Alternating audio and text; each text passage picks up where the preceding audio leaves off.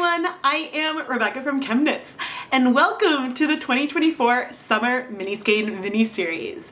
This is a special week where every night I will be dyeing mini skeins of yarn and exploring different techniques to make sets of mini skeins. There's a whole playlist where you can go find all the videos if you missed a night, and you can still buy some yarn that are featured in some of these videos.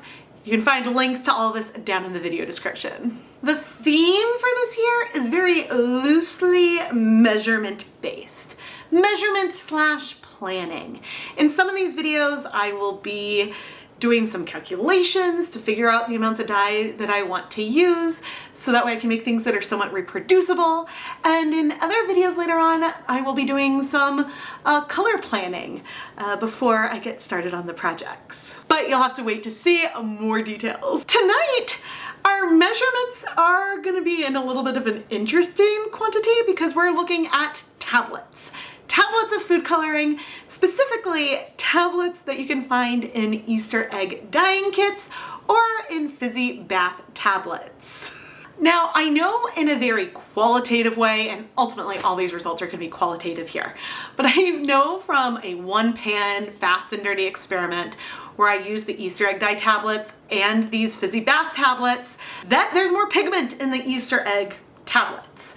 The color was darker, it was much more saturated. But I wanted to take a closer look, sort of reminiscent of a video I did for the SMSMS a few years ago where I looked at a bunch of different Easter egg dyeing kits to see if the colors from a pastel kit are similar to a classic kit or if it's just the instructions that are different. And well, that's what we're gonna go explore today. And so before we start this comparison, let's go take a closer look at the ingredients in each of these kits. We have the Bath Color Fizzies and our Easter egg dyeing kit. We need acidic conditions for food coloring to dye yarn. And the first ingredient of our Easter egg dye tablets is sodium bicarbonate, which will raise the pH a bit, even though there is also some citric acid in those tablets. And while the overall ingredients list, the orders, there's some differences between the two. With the Bath Fizzies, the first ingredient is also sodium bicarbonate. And so in both cases, we'll need to add more acid than we might typically add for other food coloring or acid dye dyeing projects to counteract that. One other big difference between the different types of tablets are that our Easter egg dye tablets contain yellow 5, yellow 6, blue 1, red 3, and red 40. These are the 5 food coloring molecules that I most frequently see. The Bath Fizzies have blue 1, yellow 5, and red 40. Those overlap, but they don't contain either yellow 6 or red 3. Instead, they have some red 33 in here, which is not something I've dealt with a lot. Now, we don't know the makeup of each individual tablet, but I do have a sense of how some of the other food coloring molecules behave with respect to how quickly they bind to yarn. Of the food coloring molecules, red 3 strikes so fast, I don't even need to add acid. It binds incredibly quickly. After that, I would say blue 1 is the slowest, red 40 is probably the second fastest, and then the yellow 5 and yellow 6 are somewhere in the middle. So I don't know where the red 33 falls into place, but red 3 is not very stable. It's a beautiful bright pink, but it's not used in a lot of beverages and things because it will crush out a solution with the addition of acid. And so that's likely why it's not included in these Bath Fizzies, because you want them to all be very soluble. In each of these cups, I have 1 cup of water and I've not added any acid yet. And I'm bringing over our tablets so we can start adding these to our containers and dissolving them. And I'm doing this in a rough rainbow order. The Easter egg dyes are the ones that I just added. Those will take longer to dissolve from experience. And here are the Bath Fizz tablets, which you can see there's a lot more of a fizz. That's part of the, I guess, intent behind them.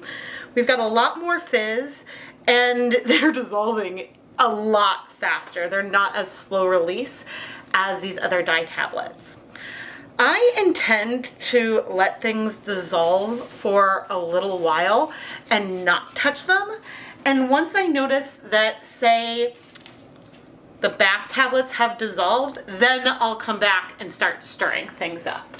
The Bath Fizzy dissolved within 2 minutes, and over this 5-minute time lapse, the Easter eggs have still not completely dissolved, but they have mostly dissolved. Okay, now our red 3s are likely in the pink and purple, so I'm actually gonna deal with stirring those up last.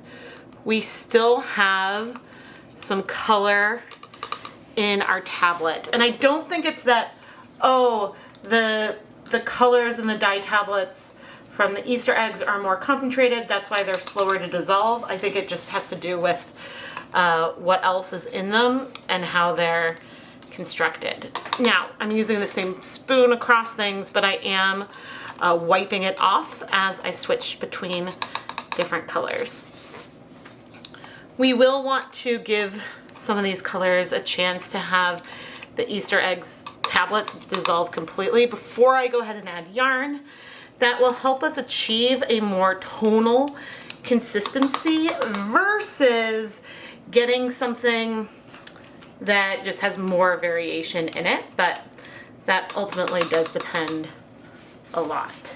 Now in liquid form, it's hard to tell the saturation differences that we have for some of these colors, at least right now. All right, and we'll probably go ahead and let everything sit for another 15 minutes, at which point I'll come back and I'll start everything. But we should take a moment and talk about what is required to dye yarn with food coloring. Now that you've seen our food coloring colors, let me quickly remind you what you need to dye yarn with food coloring. To dye yarn with food coloring, you need your artificial food coloring, you need some acid, more acid, that's what's in these tablets. We've already talked about that a little bit. We're gonna need heat, which will come from a steamer basket later on. And then you need to make sure that you pick the right type of yarn. Food coloring is great for dyeing protein-based fibers like wool, alpaca, and silk. Unfortunately, you cannot use it to dye cotton or some synthetics like acrylic and polyester. Now today, we're gonna be dyeing 20-gram mini skeins from Wool to Dye For in their platinum sock yarn base. This yarn is 75% superwash merino wool, 25% nylon. And I've pre-soaked the yarn in some plain water with no additional acid, so that way we can try to get a little bit more even coverage on the yarn. When you're dyeing yarn with food coloring, I am personally comfortable using cooking pots and pans for the dyeing process. Today, I happen to be using containers that are dedicated for dyeing yarn, and I've used them with acid dyes. But once a container is used for acid dyes or any other commercial dye, it's never again used for food. And so, but I will still use them for food coloring sometimes because it's what I have and what I like to use for filming videos. After that 15 minutes, basically all of the Easter egg tablets had dissolved. So I came through and quickly stirred things up and then brought over our pre-soaked 20-gram mini skeins of sock yarn and started adding one 20-gram mini to each of our containers of dye. And very quickly, some of the differences in the hues become apparent as you look at this, especially with the purples, the orange, and reds and pink. Those colors have the most differences, but also likely because those have different proportions of different food coloring colors. And so we see a bigger range than we do with the blue, greens, and yellow. After I gently stirred things, I did come in with more water to increase the total volume that we had in each of the cups. We will still add acid in a little bit, but this will just help distribute the color more over our yarn. Now, it won't surprise you if you've been watching my content for a while that the two colors that are intriguing me the most are our purples here. These are both lovely purples. And my guess is that they have that red 33 in them. I'm seeing a lot less breaking here, whereas here, these pinks are already striking to our yarn because my tap water is slightly acidic, but I tend to see color go straight away. But goodness, it does seem like some of the dye molecules are a little bit almost heavy and settled towards the bottom. We'll definitely have tonal variation, but having comparisons like this will give us a more almost complete picture when we're comparing them and seeing which ones have more dye, which ones have a little bit less dye, and things like that. Because I think that there is a lot of variation. Some are obvious, like this blue is way deeper than this one, but the yellows may be similar. The oranges, the tones are completely different. My plan to heat set these is a cold process technique where I'm going to set up these containers with acid, and then we're going to wait a day or two before we go ahead and heat set it. And they should absorb most of the color in that time. I'll check in after a day or two to see if we need to add any more acid. But I'm starting right now with 1 tablespoon of white vinegar into each container. I feel like the last time I used Easter egg dye tablets in cups like this, I added a tablespoon of white vinegar, but I think I kept the total volume of water at 1 cup. So having more water means that we're not lowering the pH as much, but it also means the pH wasn't necessarily as high either. So, but I'm not here to go into pH science. I'm gonna quickly stir things up.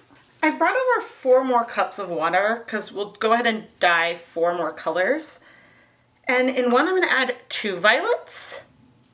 In the next, I'm gonna add 3 violets. Then we're gonna do 3 indigos and 3 blues. And we'll see where we end up here, mostly compared to these 3 colors down there. As these are fizzing, one thing I do want to note is that unlike other types of like liquid dyes, where if I was just going to add a few more liquid drops of food coloring, that doesn't affect the pH at all. But the more tablets we have, the more of that sodium bicarbonate we're adding. So that's the higher we're going to raise the pH. And I'm not saying this as a dangerous thing or anything like that, but a practical thing. The more tablets you use, the more vinegar you're going to need to use to lower the pH to a place where the dyes can bind. And I haven't decided if I'm going to add more than just 1 tablespoon of white vinegar into each of these containers or what. I think that I'll make a game time decision. But anyway, I'm gonna let this sit for a couple of minutes, just so that way all of that dye can dissolve. Okay, I'm gonna quickly stir these up. I'm a little nervous about the lots of blue setting, and I'm hoping to get a little bit more of a difference between the indigo and the violet, because while they are different, they are also very similar. And if you're curious, I have labeled some of the containers. These containers also have old labels on them, but I've labeled things like, you know, this one right here is I times 3 because it's 3 of the indigo tablets. And then this row all has Fizz written on it. So that way I will know who is who later on, but otherwise the colors are really easy to tell apart. But I was curious that if I increase the number of tablets, will we start to feel closer to some of these other colors? And I can say that even more concentrated, these colors are a bit more muted than the purple we have here, but we'll see after all the color has set. And setting things up this way is also showing me how different the Spritz Easter egg kit is from the POS 9 color kits. In particular, this blue seems to be a bit brighter versus a dark blue, and we have a teal instead of a lime green, which was something that was a shift in POS over time. So yeah, I mean, I would say 3 tablets maybe is bringing us closer to here. Maybe it's a little darker, we'll see. But I'm gonna let this sit for about 5 minutes before I come and add vinegar. You know what I will do now? I'll increase the water volume. I could have done this a little bit earlier, but a reason why I decided to wait and add more water after a bit is that makes sure I leave enough space for our yarn. And I don't need to stir it now. I'll see you in a couple of minutes. I also just realized that on camera there's a little bit of a reflection of the light, so it's harder to see some of those colors. But anyway, we'll just wait. All right, let's add a tablespoon of white vinegar to each of these containers. I know I added a tiny bit more to that one, so I'm going to do a tiny bit more to each. Shouldn't be an issue. One thing I don't have is a good reliable pH meter. It's hard to use litmus paper when you're dealing with something colored, but these colors are really pretty. And the nice thing about these containers, which are just 8-ounce takeout containers, is that if colors don't set at room temperature, then I can go ahead and steam set the yarn in a steamer basket in these containers. These are heat proof because these are all recycled soup containers. Oh, from one point, I have not yet bought any of this type of container for ChemKnits. I may in the future, but anyway, I am going to start putting lids on each of these containers. Disregard the numbers on these lids. Those aren't what are helping me keep track in this video. And I'll see you in a couple of days. 48 hours later, I opened up the containers so that way we could heat set the yarn, whether or not that would require adding more acid or what. And in the time that off camera I removed the containers from the 5-gallon bucket where I had stored them, I did realize that some of them, especially some of the blues, still have a fair amount of pigment and likely will need more acid. But there's other colors that I had known from the day before, so at a 24-hour point, that had all absorbed. So we'll be able to steam set things probably in stages. But for now, let's take a closer look at the hues that we see. I'm just going to quickly rearrange things so that way in these two lines we have the colors that are the closest together, closer together. There are some colors that look really, really close intensity. Our yellow, our green. The orange hues are different, so it's hard to say, but they feel similarly bright. We do notice more saturation differences with the blue, the red, and our purples. Oh, these colors are beautiful. They're a beautiful hue, but they are way more muted than the purple that we have from Egg Tablets. Now, as I was removing the lids, I was checking a lot of them to see how much of the color had absorbed. And with the exception of the green from the Bath Fizz, because we've got our Easter tablets down here, our Bath Fizz here, and then our multiple bath tablets over here, the colors absorbed pretty well. Like that amount of pastel left over here is something that I wouldn't worry about. But when we had 3 blue tablets, we got a lot of dye left there. Lots of dye left with our indigo and violet, and even with just 2 tablets, there's still a lot more dye here. And so I think that this is showing us some of those pH differences. And so certainly when you have 3 tablets, you need to add a lot more acid than what we have in these other containers. And so that's why we have so much dye left here, because this blue isn't necessarily that much more saturated than this one. I think we should be able to absorb that color in the end. But I'm gonna add 2 more tablespoons of white vinegar to each of these containers. And as for the rest, we're gonna start removing them so that way we can go steam set in batches. To avoid color transfer between different minis, and I'm just showing that there's not much yellow left in here. Sometimes what I like to do is dump out the liquid and leave a lighter color like yellow inside this container just to separate it from some of our neighbors so that way we don't transfer color between the minis. And so then I can plop these other ones down around. You know, this green, I don't know how many I'll be able to fit in a time, but let's go ahead. We'll add more acid to our green. The blue we'll go ahead and call done.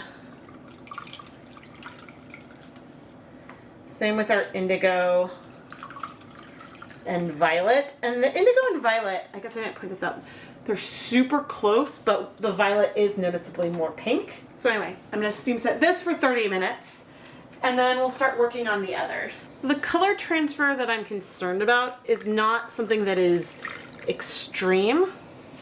As I come in and do the same thing, popping the yellow in here. It's just that with some colors, sometimes if there's a little bit of dye left and you have them in the steamer basket touching, you can see some color transfer. However, when the cups are this clear, you're less likely to see that. So sometimes even just having a little bit of space around them in the steamer basket can help. But sometimes if there's a little transfer, it's not that big a deal. And here we have a tiny bit of pink left. Again, that's so light that I'm not going to worry about it. The green, I mean, it's on the border. I could have gone ahead and waited, but since I'm gonna be heating those ones in solution, I may as well add that one. And then when a steamer basket opens up, I will steam set these three, just showing there's a hint of some pink there. Some of those red threes will crash out pretty quickly. And I could go ahead and let these ones sit for longer now that I've added more acid, but we may as well start heating them. But again, once I have a steamer basket space available. I forget in the past if when I've done this, I've left like a little opening, but I think that these containers typically have little holes in them. So steam can get out. This is the pasta insert that I have for one of my steamer baskets. And so I can easily fit 5, probably even 6 of these containers in here. So then I can steam it like this, and I might do that for a little bit longer. But that's how I plan to finish heat setting soon. Why bother setting this up in a cold process situation when I'm gonna have to do multiple batches of steam setting on the stovetop? Why not just heat them in their individual containers to start with? And that's a good question. And for that, for you, may be the better way to go. But by setting things up in these plastic containers, I was able to show more of these colors side by side under similar situations. And it allows me to manage the stovetop time. I have limited pots on the stove in a slightly different way. Because in this big pasta insert, maybe I can fit 6 cups at a time. And that'll ultimately take longer to heat up than it will to steam set the damp yarn that's just in the steamer basket, because it's going to take longer to heat up the liquid that is in each of those cups. So if I was going to process and heat all of them in solution, it would take a lot longer than if I'm able to put things together into the steamer basket. And I also only have 2 steamer basket kettles. If I had a lot more, then I could process a lot more. So there's some decisions that I make as a smaller batch kitchen dyer than other dyers who have access to more sources of heat might choose to do. And so this just works for me. And it allows me to have a day where I focus on setting up a lot of dyeing projects. On the day I set this up, I did a lot of other filming as well. And then I can have a day where I'm editing and heat setting. And so it lets me separate some of that a little bit too, which works out. But anyway, I think a timer's about to go off, so let's go look at the steamer basket. Okay, here are some of our Easter egg colors. And so since it's warm, I'll take them out and we'll let them cool before we wash them. And I can add our remaining colors and steam set this for 30 more minutes. Yeah, because sometimes there could be transfer at touch point, but the color where you're most likely to observe transfer and really not just observe it, but notice it is on that yellow. But right here, we did get a little bit of transfer from the purple it was next to. And so that can still happen. It depends on how well the color has set versus how much there could just be a little bit soaked into the yarn. Not the biggest deal, but it can happen. Now we have a couple of inches of water in our pot still. So as I bring over this pasta insert, a little bit of water is at the bottom, but you can see this is full of steam. And I think I'll probably go ahead and heat this for an hour, but I will check to make sure that we still have a water level under the pasta insert, because we don't want the pot to run dry. That isn't good. We should be able to work on heat setting the yarn this way. I did have a comment on another video wondering if these spritz egg dyes are more saturated than the past kits that I used in the past. And I'm not going to be doing that comparison. I'm not going to bring out other brands of Easter egg dyeing kits right now, but it is possible. And once everything is dry, I'll pull up images from that other video. So we'll look and see if we think that it's more saturated, but either way, these colors are all really pretty. After an hour, whew, very steamy, and this lid opened a little bit, but it looks to me, I know you may not be able to see as well, it's looking to me like water is clear-ish. Okay, let's carefully pick this up. There's a little bit of some color, but most of the color is in the yarn. Here, I can carefully, using the tongs because things are hot. The blue was the worst, and we still have some color in there. So we can add a little more acid. Add a little more acid to it. It'll take it a while to cool off, but we could hit a limit of how much color. Let's check this guy. Oh, huh. This is interesting because we added more acid, but that's got a lot of color in there. Sometimes blues need some like time to dissolve, but it's possible as I carefully pour some out and move it. Well, it's possible that not very much of this set, but I'm gonna leave things to cool for a while. We'll check back in on them once things are cooler. But yeah, it's interesting to me that we may just have some color left, which is not unusual for blue number 1, but yeah, I guess I would have anticipated more of it would have struck. But anyway, things to think about. With fiber reactive dyes, those dye pigments can react with water, and so you can end up with leftover dye in there. But food coloring is a type of acid dye in the way that the molecules work to bind to fiber and yarn. So in theory, it should all absorb, but we have a lot of other stuff in there, and I'm not testing the pH. So more acid could help, or for whatever reason, we could have reached the limit of how much of these colors we can absorb on 20 grams of yarn. But given that we have a much deeper blue that we got with the Easter tablets, in theory we should be able to bind more, but you know, sometimes things happen and I don't always have an explanation. I might be able to have a hypothesis. But either way, we know these colors are set, and gosh, it's been a long time since I've had bleeding with food coloring, but I'll do a time lapse of all the washing, so we'll see how well that goes. Cross your fingers for me. After the containers cooled off a little bit, I removed the yarn and most of that color absorbed. There was a little bit left, but not very much. I set the yarn aside to finish cooling so we could wash it. Let's wash all of our yarn, and I will say it's smelling very vinegary. I'm gonna pop it all in all at once. I always rinse off the aluminum pans. I often cut that out of the videos, but you want to rinse them to remove the acid that's on them, because otherwise they'll get holes a little bit faster. All right, let's see how we're doing, and everyone cross your fingers. The water isn't gonna feel blue immediately. Oh, look at this rainbow. All right, I'm not seeing bleeding, which is good, but we're now gonna add soap. Whoa. For a second with the soap, there was like a trick of the light. It looked like it was getting pinker down there, but it was just,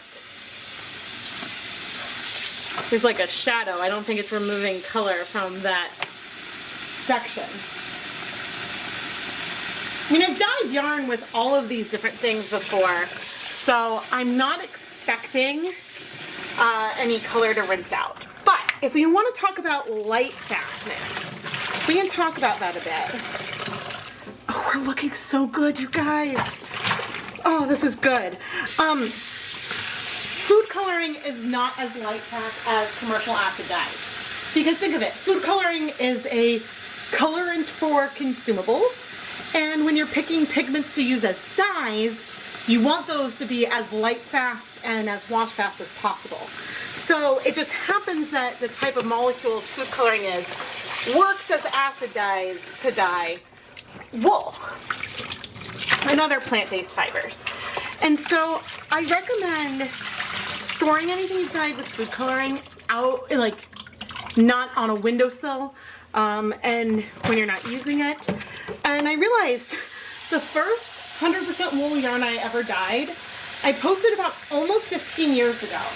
And it's a winter hat I wear very frequently. There is some fading on it, but that's with 15 years of use. So take that as what you will. But anyway, I'm gonna go put the yarn through my spin dryer and we'll hang it up to dry before we come and start playing with this and making sets. I have organized things, so we have our multiple, so we have one set where I had the multiple fizzies. We have a set that is, we have the set that's our Easter tablets and then a set that's our bath fizzies. I kept them all nice and separate. Looks like Skittles or something. So fun. On top we have the colors we got from the Easter egg dyeing kit. And then on the bottom we have those Fizzy Bath Tablets. I just rearranged things slightly so that way you could compare like colors a little similar. One thing I did notice is that the colors on these fizzy tablets are a little bit more evenly distributed onto the yarn. There's a slightly less tonal variation here, which I find interesting. I didn't check the pH between the two, but maybe there's something there.